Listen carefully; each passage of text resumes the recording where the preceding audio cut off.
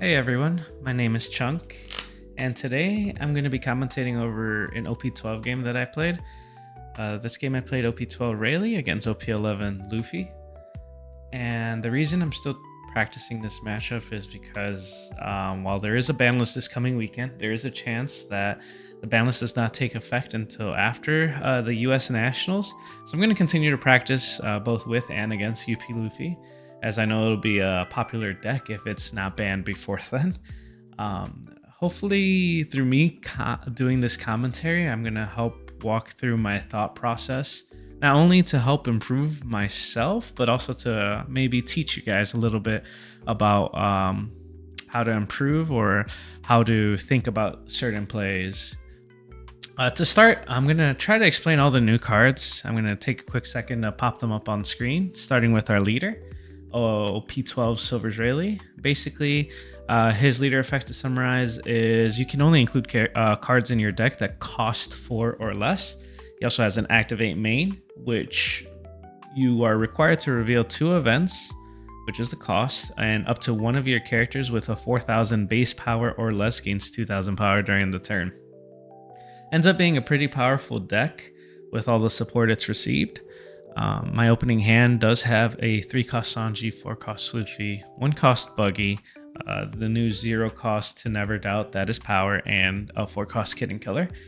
I'm gonna talk a little bit about that Luffy since he is the key card of this deck. He is a 4-cost, 4,000 power, 1,000 counter character card that on play says you can reveal 2 events from your hand, play up to 1 red character with a power of 3,000 or less. Then you can give 1 Rested Dawn to either your leader or any character. He also has a static effect that reads that if you have 2 or more given Dawn anywhere on your board, it's a static plus 2,000 power, which is really nice since, of course, you have a lot of small characters that are going to be needing Dawn to be attached, making him a 6k base, or 6k at that time. To Never Doubt, that is power, is the other new card, where it is a 2k counter for either your Silver's Rayleigh or any of your characters, as well as an activate main, where you can give, or not an activate main, but an effect where you can give 2 active Dawns to one of your Silver's Rayleigh, and your opponent cannot activate blocker when the card with the given Dawn attacks. So it makes your leader unblockable, as there's no other Rayleigh card in this deck. And to draw for turn, my 6th card is Mole Pistol. So I did get the second curve here, and the nice thing is I do have that turn 1 search for Buggy, and I do have a turn 2 play being the Monkey D. Luffy into Sanji, which is one of the best combos. You probably want to see every game on 4. And here, I think, I do search out. I was a little slow on the pause, but I do add one of the 2 new cards that I show in my hand to my hand, which is the Color of Arms Hockey. That is the card I selected. And the other card that I am revealing right now is the Color of the Supreme Team Hockey. I'm going to first explain that one, although it's the one I didn't add to my hand. So it is only a counter, which states that up to one of my characters or Silver's Rayleigh gains 2,000 power. So it is a 2k counter. But then after that, I can rest one of my Dawn cards, and if I do, I give my opponent minus 1,000 power. So it is a blanket minus 1k to your opponent's leader and all their characters, if you have the 1 Dawn to rest for it. The card I did add to my hand was the Color of Arms Hockey, which states that I can give 1 active Dawn to my Silver's Rayleigh. Then I can give my leader or any character card plus 1,000 power during the turn. So it basically reads as 1 Dawn, 2,000 power. So it cheats out 1k power. It's also a 2k counter for any of my characters or Silver's Rayleigh. And it's pretty specific because it doesn't have to be played in a Rayleigh deck. However, of course, it works best in here. And that's the only thing I can do on turn 1, so I pass. Here my opponent is on 3 Dawns, so they just swing 6, and I take that first hit. And they play a Zorojuro, which is fine. Here on my 4 Dawn turn, I'm going to be looking to play my Luffy. However, I did draw one of the new cards. Let me see if I reveal it again. That new card there is Color of Observation Hockey. It is a searcher. It reads, you may give one active Dawn to one of my Silvers Rayleigh. Look at the top 4 from my deck and reveal a red event or a character with 3 or more cost. Then I place the rest at the bottom of the deck. Card is super nice. It searches for 1, however that 1 isn't wasted because it gives the power to, in this case, my leader. Of course here, I'm just going to play the Luffy. And my goal here is to only reveal cards that I have, for the most part, already revealed to my opponent. Which is why I revealed the color of arms here. And I reveal the Searcher because I know I'll be most likely using it next turn. And resolving Luffy's effect, I get to play the Sanji and then attach it onto my leader. Definitely don't want to do the buggy here because there's no point of boosting the buggy with the leader effect and then just to lose it to the leader swing of my opponent. So he 1k counters out of the 6. And then here, you know, he has a couple options. I'm just hoping he doesn't have the God Thread because then my Luffy dies. However, it does turn out he does have the God Thread. So that's unfortunate for me. I'm trying to get as wide as possible so I can whittle his hand. Here, he does go 5 at lead, and I do choose to take. Now, there is a consideration here that I could make. There is a chance I shouldn't be taking this because what happens here is if his hand is like, you know, health counter and it's healthy because he is going to 9 next turn, he could potentially go 7 here, thus making me get rid of 2 cards from hand, or me going down to 2 life, which is a little early to be going to 2. However, he just goes 6, so I do counter with the Color of Arms Hockey. Again, it's the card he knows, and I'm trying to always give my opponent the least amount of knowledge that I can. I draw for turn, and it ends up being it's a Sanji. I start off by playing the search event to search my top 4. And here I'm digging for a Luffy, however, I don't find it. I do find a replacement Color of Arms Hockey, which is nice. I don't want to fill my hand with too many mole pistols, so we bottom deck that one. And here I think a little bit about about what I want to do. I have an idea that I want to develop outside of a Gravity Blade play, but I also want to test his hand since he is down to 4 in hand. So here I choose to actually go 4,000 or 5,000 with my buggy at his Zorojuro. I buff the buggy by using my leader ability. This is a couple things. It lets me know if he's willing to counter it or not. So if he does counter here, he goes down to 3 in hand, which lets me kind of play rushers to get him down as one of my options, or it allows me to develop the Zoro and swing into it again. Or I can also develop 2 characters here while still swinging a couple times that phase, which my goal here is to develop. However, I chose not to develop the Kid and Killer. I think it's a little too early for it. So here is where I'm revealing the 2 events. And I go, once again, 5 at Zorojuro. He does give it up, so this allows me to go wide.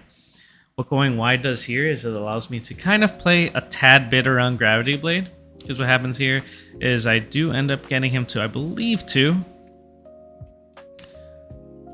And if he had Gravity Blade, he would be able to swing at my buggy and then Gravity Blade the Sanji and the Kid and Killer if I chose to play Kid and Killer just to get him to 1. So instead I chose the wide route where I still get another 6k swing. There's a chance he doesn't have counter. And goes to 1, which is exactly, I believe, what happens. And with the last Dawn, I develop my buggy. So that if he does do a Gravity Blade play, I still have my buggy as an attacker here.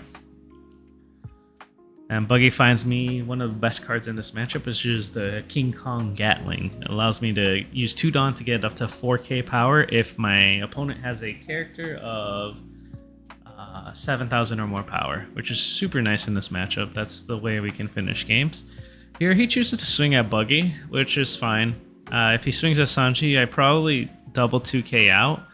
in the case that he has a Linlin. However, here he plays a blocker Nami. That's a little concerning. I think that blocker Nami is a really good card because it lets them cycle into the cards that they want. And my goal here is to kill him within the next turn or so, because once he starts training Linlins, the game's over for me. His characters are much larger, and he can, get my health down. I'm already at 3, so I want to end this game now as soon as possible. Here's another new card that I drew, which I will be playing, which is the Boa Hancock. What Boa Hancock does is she lets me look at the top 5 and add either a Luffy or red event to my hand. And it also has a secondary effect, which is that I can trash it, activate main, trash it, give 2 Rested Dawn to either my leader or any of my characters.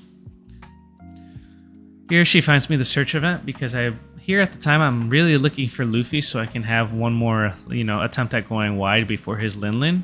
However, instead of finding a Luffy, I find a Kid and Killer, which gives me an idea to kind of swing pretty wide, as his hands, I believe, 6-ish cards here. And I want him to be at 0 life or dead. Preferably dead, right?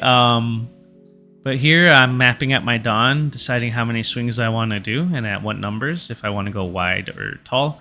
Of course, I think I'd prefer always to go wide if possible against this deck, especially early in the game, which I do by going 6 with 3 characters. And keep in mind, I still have not used my leader ability. So he's not able to kind of predict if it's going on Sanji or Buggy, but now we know it's definitely going on Buggy. So I use the Boa to attach 2 Dawn to Buggy, and then reveal 2 cards he already knows I have in hand to give the Buggy another 2,000 power. So that's a total of 4,000 bonus on Buggy. So it's 7,000 to leader, which he does use Gear 2 here. And now I choose to play my first Kid and Killer since I have 2, and he knows about this one, but that does get Thunder Bogwood.